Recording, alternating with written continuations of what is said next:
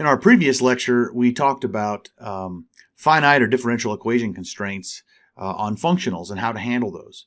And so in this lecture, I wanted to give an example specifically with a finite constraint, and the specific example is a geodesic.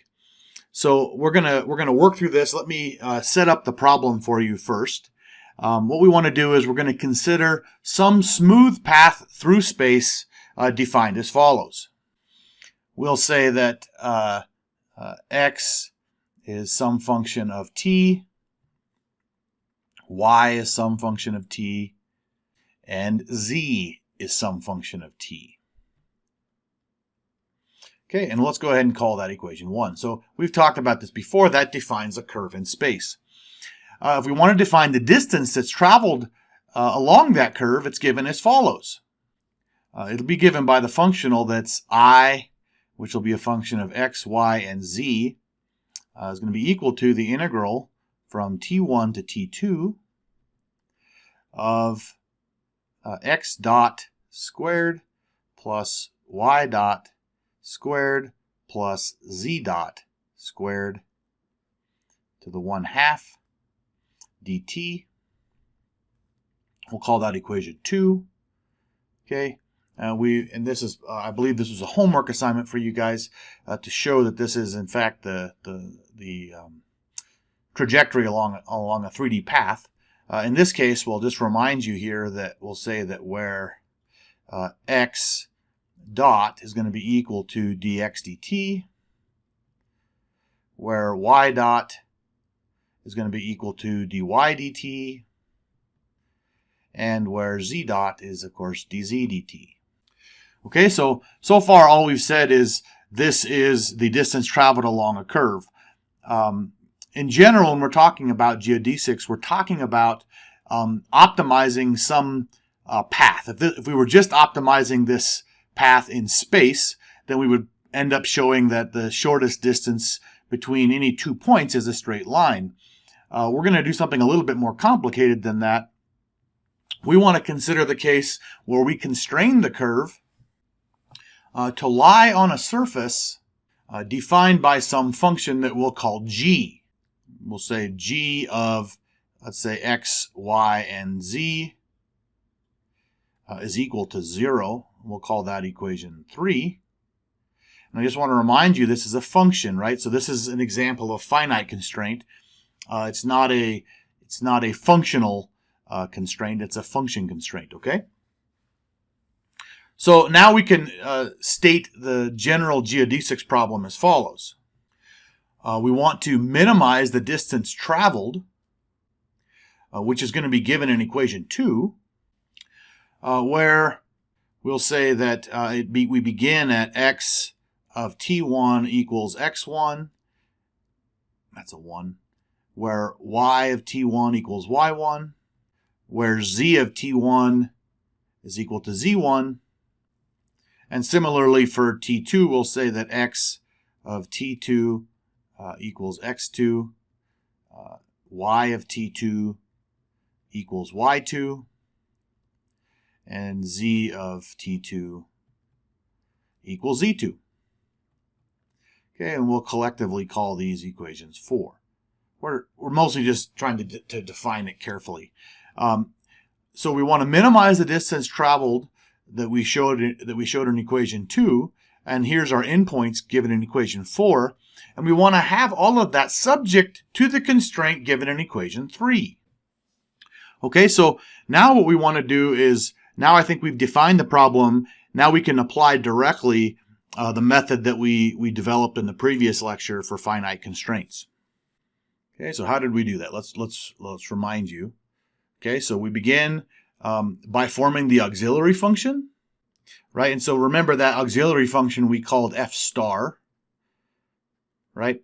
And we said that that was going to be equal to the original function f plus, remember we had this Lagrange multiplier function, so I'm going to remind you that's lambda of t, times g, which is our finite constraint in this case. Since we only have one, there's no summation needed.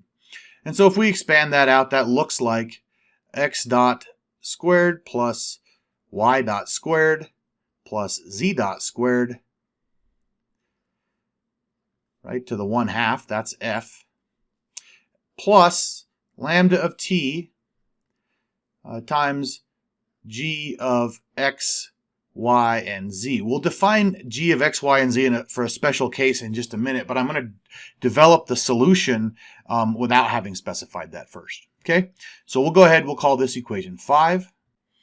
And I want to remind you here that lambda of t is the Lagrange multiplier function.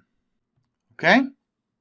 Okay, so having formed that auxiliary function, we can just write down the associated Euler-Lagrange equations. Okay, and if you forgot how to do that, go back to the lecture where we developed how to handle finite constraints, and you can see the development of the Euler-Lagrange equations. We're not going to repeat that here. In this case, we have what effectively are 3 dependent variables, x, y, and z, which are dependent on the independent variable t. So with 3 dependent variables, we're going to end up with 3 Euler-Lagrange equations. So here they are. A partial of f star with respect to x minus d by dt, partial of f star with respect to x dot is equal 0. That's the first equation. And then we have the partial of f star, you can see where this is going, with respect to y minus d by dt of the partial of f star with respect to y dot equals 0. And then finally, the partial of f star with respect to z minus d by dt of the partial of f star with respect to z dot equals 0. Let's call collectively those equations 6. So now let's go ahead and we'll take the appropriate derivatives for equation 6. Okay, and so let's look at that first term. I'll say for x, right? For x, we have that the partial of f star with respect to x. There's no x dependence on f, so the only dependence is in the g term. So that will look like lambda of t times the partial of g with respect to x, and then minus d by dt, and I'll put this in brackets. There's no x dot dependence on g as we've defined it thus far. And so we only have to worry about the f term. So if we do take the derivative of f with respect to t, we have 1/2 times, we're not taking this with respect to t, we're taking the partial of f with respect to x dot. Okay, so that turns out to be 1/2 from the exponent, partial x dot squared plus y dot squared plus z dot squared, now to the negative 1/2 times using a chain rule derivative of what's inside. That winds up being 2x dot equals 0. Okay, let's proceed down. Let me do some recombination here. This looks like lambda of t, partial of g with respect to x, now minus d by dt. I'm just going to write this whole thing now as a fraction that looks like x dot divided by x dot squared plus y dot squared plus z dot squared to the 1/2 is equal to 0. I'm going to observe that this denominator is precisely f, so I can come down with one more simplification and say this is lambda of t, partial of g with respect to x, minus d by dt of now x dot over f. That's going to be equal to 0. Let's go ahead and call that equation 7. Okay? And we can do the exact same thing for the y and the z terms. So I'll just say similarly for the y and z terms, we end up with lambda of t times the partial of g, in this case with respect to y, minus d by dt. And this term becomes y dot over f equals 0. And then the z term becomes lambda of t, partial of g with respect to z, minus d by dt, z dot over f is equal to 0. Okay, let's call these equations 8 and 9. Okay, so what are we going to do next? Let's think about this. Let me scroll up and just show you equations 7, 8, and 9. So our strategy here is we're going to solve equation 7 so we only have a lambda t on one side. We're going to do the same for 8 and 9. So we're going to solve equations 7, 8, and 9, each one of them, for lambda t. And then once we do that, we're going to actually equate them because all of them are going to equal lambda t. Okay, and what we end up with, the first term becomes d by dt of x dot over f divided by the partial of g with respect to x. And that's going to be equal to lambda of t, which we're going to solve equation 8 for lambda of t and find that that's going to be equal to d by dt of now y dot over f divided by the partial of g with respect to y. And you can see the pattern emerging. We do the same for the z term. We end up with d by dt of now z dot over f and then partial of g with respect to z. Let's call that equation 10. Okay, so what do we see when we've done here? Well, what we did was we eliminated lambda t in this case from the equation. So now we don't need to solve for lambda t because we've basically made it drop out. Okay, so I'll say that in general, solving these equations for an arbitrary g is non-trivial. Okay, but for the special case of a surface being a sphere, okay, we can readily solve these equations. So in this special case, what we're going to do is we're going to write a sphere centered at the origin with some radius a. Okay? Okay? If we want to define that, that looks like g of x, y, and z. We know it has to equal 0, so this will just be x squared plus y squared plus z squared minus a squared equals 0. Okay, so let's call that equation 11. That's our constraint equation in this special case. So if we use this, we can easily compute the partial derivatives that we need, the partial of g's with respect to x, y, and z. Okay, so this is easy. The partial of g with respect to x is just going to be equal to 2x. All right, the partial of g with respect to y is going to be equal to 2y. And then the partial of g with respect to z is going to be equal to 2z. Okay, let's call those collectively equations 12. Okay, and we also had some derivative terms in the numerators of equation 10. We can compute those as well. Right, so we had that first term in the x, for the x term, was d by dt of the quantity x dot over f, right? And so we can just use our quotient rule. So we have f x double dot minus x dot times f dot divided by f squared.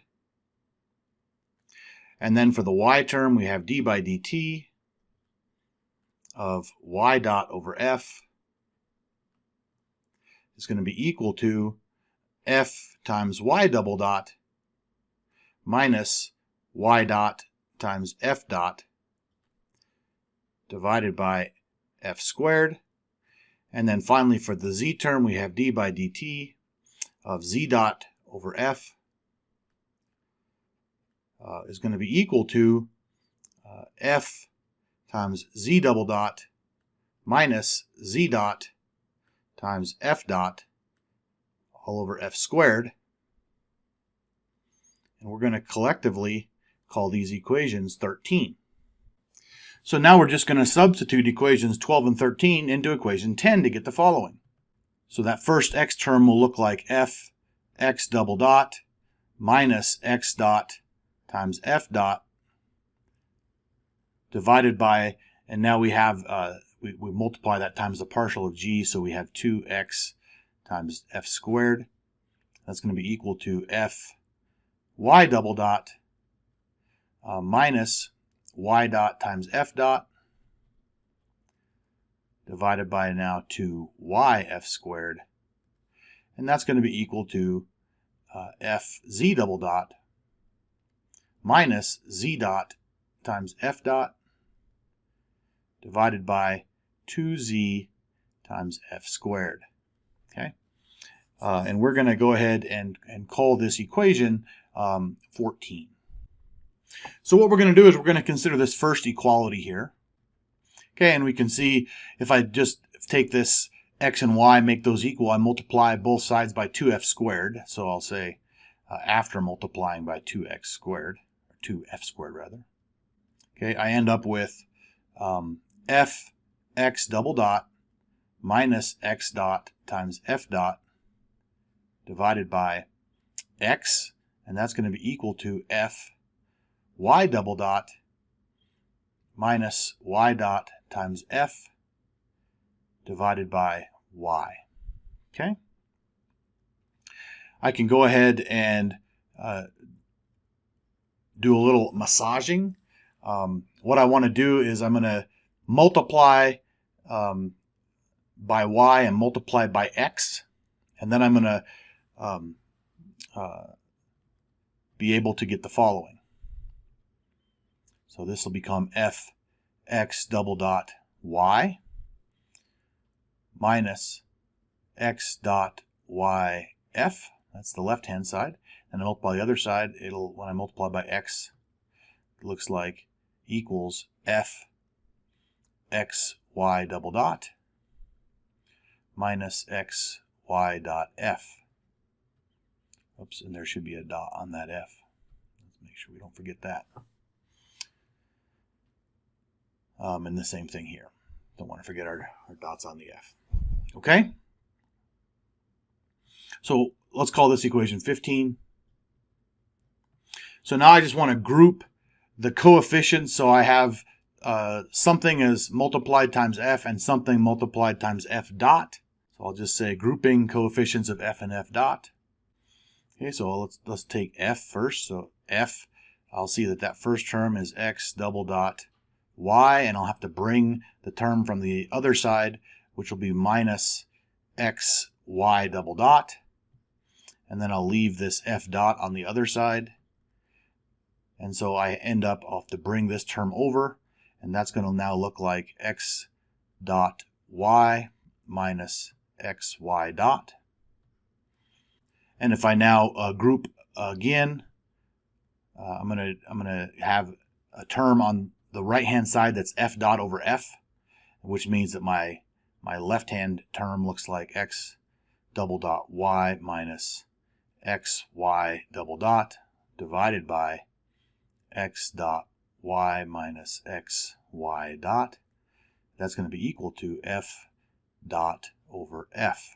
Okay, let's call that equation 16. Okay, so I can do the exact same thing with the second equality. So that means with the y and the z terms. Okay, so I'll say taking the second equality in equation 14 in a similar manner gives the following. It's going to end up with now y double dot times z minus y times z double dot divided by y dot z minus y z dot. And that's also going to be equal to f dot over f. Okay, let's call that equation 17. Now I want to make an observation. I'm going to observe the following derivative. Okay, so let's just observe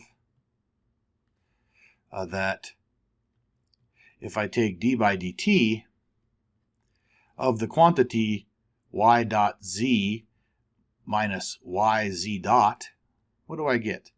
Well, I end up with, this is y double dot times z plus y dot z dot, right? Now I have another minus y dot z dot minus y z double dot, which, if I keep coming down, looks like y double dot z minus y z double dot. Okay? So that's kind of a significant result. Why? Because now it lets me write the numerator as basically the derivative of the denominator here. Okay, so I can do the exact same thing with the other term. I can say that d by dt of x dot y minus xy dot is equal to x double dot y minus xy double dot. We'll collectively call these equations 18. So now what I'm going to do is I'm going to substitute these equations in 18 into equations 16 and 17. Remember, both equations 16 and 17 are equal to f dot over f, so I can equate them. So I'm going to substitute equation 18 into 16 and 17, and then equate 16 and 17. Okay, and when I do that, I end up with the following. D by dt of x dot y minus xy dot divided by x dot y minus xy dot is equal to d by dt of y dot z minus yz dot divided by y dot z minus yz dot. Okay, call that equation 19. So this is basically in a form that I can integrate directly now, right? So let's just do that. Integrate equation 19 directly. When I do that, of course, the left hand just becomes a log term. So this is the natural log of x dot y minus xy dot. And that's going to be equal to the natural log of y dot z minus yz dot. And then, of course, I have a constant of integration. We'll say plus c. Okay, let's call that equation 20. So I'm going to treat each side as exponents of e. Okay. Okay, when I do that, this left-hand side just becomes x dot y minus xy dot is equal to now c, where this isn't the exact same c, but it's a constant of integration, so I can just keep carrying it along, times y dot z minus yz dot. Okay, hopefully you can kind of get a sense for what we're trying to do. Let's go ahead and rearrange equation 21 now. Okay, and how I want to rearrange this is I want to be able to group the y's on one side and the y dots on the other side. So if I do that, I have on the left-hand side x dot y. Let's see, this will be then plus cyz dot. And then on the other side, I have cy dot z plus xy dot. Okay? So I'm going to now group, factor out a y on the left-hand side. So I have now y is x dot plus cz dot. And on this side I have y dot, factor out, is x plus cz. Okay? I can now write this as y dot over y. You're starting to see a pattern, I hope. Is now going to be x dot plus cz dot over x plus cz. Okay? Which just by observation we can look and see that this is d by dt of x plus cz over x plus cz. Okay? Let's call this equation 22. So I can now integrate equation 22 directly also. Okay, and when I do that, This left-hand side, of course, becomes natural log of y. And on my right-hand side, this becomes a natural log of x plus cz, and then I have a constant of integration that I'll call d, right? Let's call that equation 23. I'm going to, again, treat each side as an exponent of e.